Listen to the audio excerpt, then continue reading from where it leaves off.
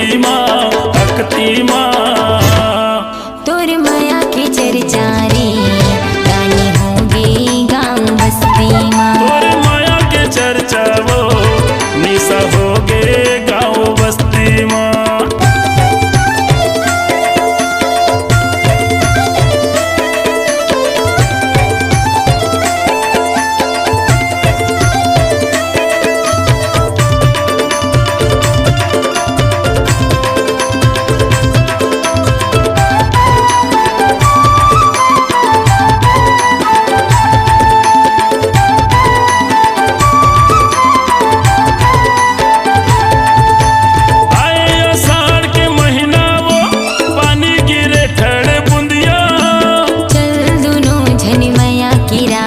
खेलत रही वो घर घुंदिया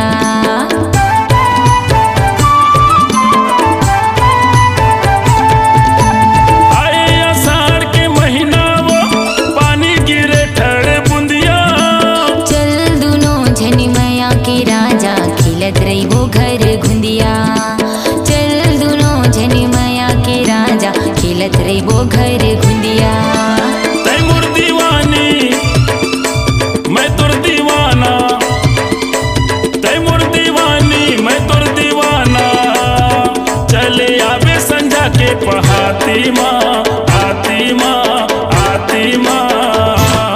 तोर माया की चर्चा रे गानी होगी गाँव बस्ती माँ। तोर माया के चर्चा वो निशा होगे गाँव बस्ती माँ।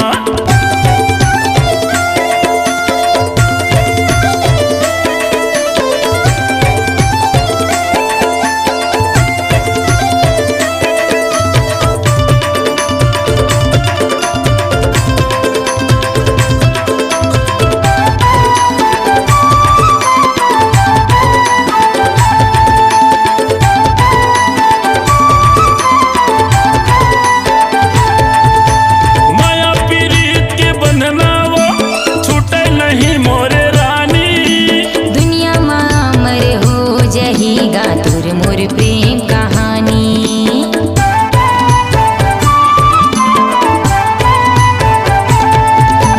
माया पीरीत के बंधना वो छूटे नहीं मोरे रानी। दुनिया माँ अमर हो जाएगा तोर मोर प्रेम कहानी।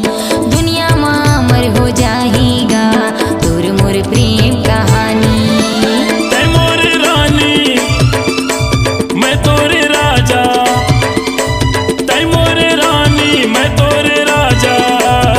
माया करत रही वो दिन राती माँ राती माँ राती माँ। तोर माया की चर्चा रे गानी होगी गाँव बस्ती माँ। तोर माया के चर्चा वो निशा होगे गाँव बस्ती माँ। तोर माया की चर्चा रे गानी होगी गाँव बस्ती माँ। तोर माया के चर्चा वो निशा होगे गाँव बस्ती माँ। पारा मोहल्ला होगे है हल्ला, पारा मोहल्ला होगे है हल्ला। चल बिहा करा ली वो अकती माँ